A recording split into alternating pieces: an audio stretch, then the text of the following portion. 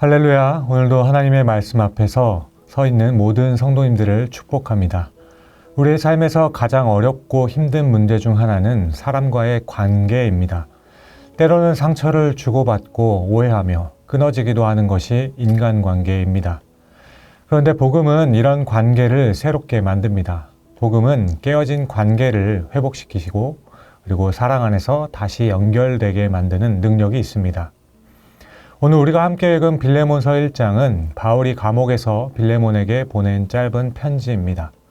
이 편지 안에는 한 노예였던 오네시모, 그의 주인 빌레몬, 그리고 사도 바울의 이야기가 담겨 있습니다. 그러나 여기에는 단순히 한 노예에 대한 문제를 다루는 편지가 아니라 복음이 사람과의 관계를 어떻게 바꾸는지를 보여주는 귀한 말씀입니다. 빌레몬은 골로새 교회의 신실한 성도이자 부유한 가정의 주인이었습니다. 그의 집은 교회 모임의 장소로 사용될 만큼 영향력이 있었습니다. 그런데 빌레몬의 집에 있던 종 오네시모가 도망을 쳤습니다. 당시 노예의 도망은 큰 범죄로 간주되었고 오네시모는 아마도 주인의 재산에 손해까지 끼쳤던 것 같습니다. 그러나 놀랍게도 오네시모는 바울이 갇혀있는 감옥에서 복음을 듣고 회심하여 새 사람이 되었습니다. 그리고 이전의 사실을 알게 된 바울은 오네시모를 다시 빌레몬에게 돌려보내며 더 이상 노예가 아니라 그리스도 안에서 사랑받는 형제로 받아달라고 간곡히 부탁합니다. 이렇게 본문을 더 깊이 들어가 10절과 11절을 보시면 복음은 사람을 새롭게 만드는 것을 깨닫게 됩니다. 바울은 10절에 옥중에서 만난 오네시모를 내 아들, 갇힌 중에 낳은 아들 오네시모라고 소개합니다. 오네시모는 원래 빌레몬의 집에서 도망친 노예였고 주인에게 손해를 끼친 사람이었습니다. 그러나 복음을 만나자 그는 새로운 사람이 되었습니다. 과거의 일을 고백하며 진심으로 회개합니다. 그렇게 변화된 오네시모를 바울은 11절에 이렇게 다시 소개합니다. 그가 전에는 내게 무익하였으나 이제는 나와 내게 유익하다. 이처럼 복음은 무익한 자를 유익한 자로 바꿉니다. 복음은 사람의 과거와 실패에도 불구하고 그 인생을 새롭게 만듭니다. 사랑하는 성도 여러분, 우리도 오네시모와 같습니다. 오네시모가 달라진 것처럼 복음은 오늘 우리를 새롭게 만듭니다. 한때는 우리도 죄로 인해 무익한 존재였지만 예수님을 만나 구원받고 이제는 하나님의 나라의 유익한 자로 변환된 줄로 믿습니다. 이어서 15절에서 16절을 보시면 복음은 관계를 새롭게 합니다. 바울은 빌레몬에게 이렇게 말하죠. 아마 그가 잠시 떠나게 된 것은 너로 하여금 그를 영원히 두게 함이니니 이후로는 종과 같이 대하지 아니하고 종 이상으로 곧 사랑받는 형제로 둘지라. 내게 특별히 그러하거든 하물며 육신과 주 안에서 상관된 내게랴. 이 말씀은 엄청난 선언입니다. 당시 로마 사회에서 노예는 물건과 같았습니다.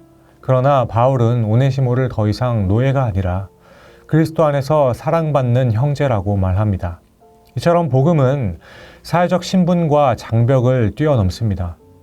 복음은 주인과 종, 남자와 여자, 유대인과 헬라인을 넘어 모두를 형제로 묶습니다. 그러므로 이 사실은 지금 이 땅의 모든 교회가 진정한 교회가 되려면 서로를 종이 아닌 사랑받는 형제, 자매로 볼 수 있어야 함을 말씀하고 있습니다. 왜냐하면 이 복음은 모든 담을 허물고 갈등을 화해로 바꾸며 원수도 형제로 만들기 때문이죠.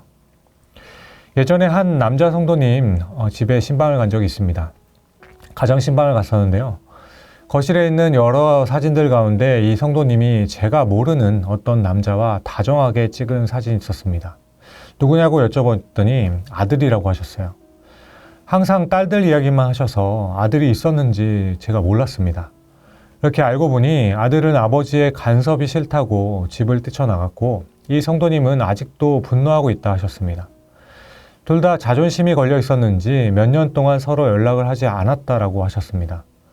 그런데 어느 날 아버지가 말씀을 들으며 깨닫게 되었다라고 하셨어요. 하나님께서는 원수된 우리를 용서하시고 구원하셨는데 내 자존심이 뭐가 대수라고 하면서 이렇게 있다가는 살아있을 동안에 다시는 아들을 보지 못할 것 같다라고 하셨어요. 이렇게 아들이 어떤 말을 하든지 다 받아주고 용서를 구해야겠다는 생각에 연락을 먼저 하셨다 하셨습니다. 그리고 연락을 한 번도 하지 않아서 전화를 받을지 노심초사하는 가운데 아들의 목소리가 들렸고 아버지는 다른 말을 하지 않고 아버지를 용서해달라고 먼저 이야기했다라고 합니다. 아들아, 내가 미안하다. 아빠가 잘못했다. 내가 너를 사랑한다고 했다고 하셨습니다. 이렇게 몇 년간 연락이 없던 아버지에게, 게다가 자존심이 엄청 강하셨던 그 아버지에게 사과의 말을 먼저 들으니 그 순간 아들도 갑자기 눈물을 흘리며 아버지, 저도 미안해요 라고 대답했다라고 했습니다. 이렇게 제가 신방을 갔던 그 다음 주에 두 사람은 다시 화해하게 되었고 함께 교회에 오셨던 일을 저는 기억합니다. 물론 그 뒤로는 서로 사는 곳이 거리가 좀 있어서 자주 보지는 못한다라고 하셨지만 이제 자주 연락하고 명절이나 생일에는 가족들과 같이 만난다라고 하셨습니다. 사랑하는 성도 여러분, 복음은 이렇게 무너진 관계를 다시 이어주고 원수와 같은 관계를 형제로 바꾸는 능력이 있습니다. 그러므로 혹 지금 생각나는 사람이 있으시거든 기도하며 먼저 손을 내밀고 진심을 말할 수 있는 여러분들 될 수 있기를 바랍니다. 끝으로 17절과 18절을 보시면 복음은 사랑으로 실천될 때 완성이 됩니다. 바울은 18절을 보시면 빌레몬에게 단순히 말로만 용서하라고 권하지 않습니다. 이렇게 말하고 있죠.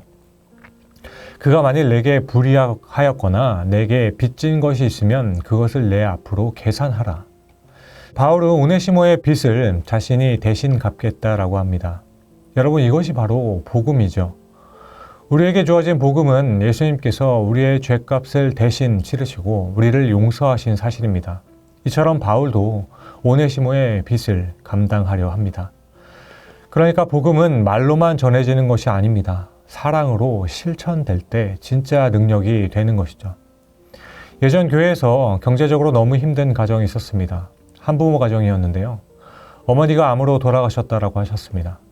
아버지는 직장을 잃고 두 명의 아이들은 학용품조차 마련하기 힘든 어려운 상황 가운데 있었습니다.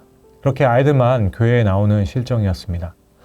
그래서 저는 이런 사정을 몇몇 성도님들과 나누게 되었고 함께 조용히 헌금을 모아서 그 가정을 도왔던 적이 있습니다. 이 아이들의 아버지는 아이들만 있었던 집에 뭔가 계속 배달이 되어서 처음에는 동사무소 직원들이나 공무원들인 줄 알았다라고 하셨습니다. 그런데 어느 날 아이들이 아버지에게 이렇게 고백했다라고 했어요. 아빠, 우리가 교회에 가서 하나님께 기도했는데 진짜 하나님께서 도와주셨어요. 이 고백에 이 아버지는 갑자기 눈물을 쏟으며 온 가족이 함께 울었다라고 하셨습니다. 그렇게 아버지가 다시 교회에 등록하게 되었고 새가족 간증에서 이렇게 말씀하셨습니다. 하나님께서는 저의 가정을 잊지 않으셨습니다. 모든 것을 포기하려던 그 순간에 우리를 품어주신 이 교회를, 성도님들의 사랑을 잊지 않겠습니다. 이렇게 힘들게 버티기만 했던 이 가정은 다시 소망이 살아나게 되었습니다. 사랑하는 성도 여러분, 복음은 이렇게 말뿐만이 아니라 사랑의 실천을 통해 전해질 때 가장 강력한 능력이 됩니다. 오늘 우리의 신앙도 마찬가지입니다. 교회 안에서, 가정 안에서 서로의 허물을 덮어주고 대신 짐을 지어주는 삶이야말로 복음을 살아내는 삶일 것입니다. 교회는 말로만 복음을 전하는 곳이 아니라 사랑으로 실천하는 공동체여야만 합니다. 사랑하는 성도 여러분, 오늘 함께 보신 빌레몬서의 말씀은 우리에게 이렇게 가르칩니다. 복음은 사람을 새롭게 합니다. 무익한 자가 유익한 자가 되게 합니다. 복음은 관계를 새롭게 합니다. 종이 아니라 형제로 받아들입니다. 복음은 사랑으로 실천될 때 완성이 됩니다. 빚을 대신 감당하는 삶이 되는 거죠. 그러므로 오늘부터 우리의 신앙도 이 복음 위에 세워질 수 있기를 바라며 이렇게 나 자신에게 질문했으면 좋겠습니다. 나는 복음을 통해 어떤 변화된 삶을 살아가고 있는가? 깨어진 관계 속에서 나는 복음으로 화해를 이루고 있는 것인가? 나는 복음을 말로만 전하고 있는가? 아니면 사랑으로 실천하며 보여주는 삶을 사는가? 오늘 내가 복음 안에서 새롭게 해야 할 관계는 무엇인가? 아무쪼록 교회 안에서, 가정 안에서, 또한 일터 안에 깨어진 관계가 있다면 복음으로 회복시켜 줄 수 있기를 바랍니다. 그렇게 복음은 사람을 새롭게 하고 관계를 회복시키며 사랑으로 실천될 때 세상에 빛을 드러낼 것입니다. 그러므로 끝으로 이렇게 스스로 고백했으면 좋겠습니다. 나는 복음으로 새로워졌다. 나는 복음으로 삶을 실천하겠다. 오늘 우리 모두가 이렇게 고백하며 실천할 때 하나님께서는 우리 교회를, 아니 이 땅의 모든 교회와 가정 그리고 결국 세상을 은혜로 세워줄 줄로 믿습니다. 복음으로 세워진 오늘 하루, 그렇게 앞으로의 삶은 복음과 함께 동행하시는 귀한 성도님들의 삶이 되실 수 있기를 주님의 이름으로 축복합니다. 기도하겠습니다. 사랑의 하나님, 오늘 빌레몬서를 통하여 복음의 능력을 다시 보게 하시니 감사합니다.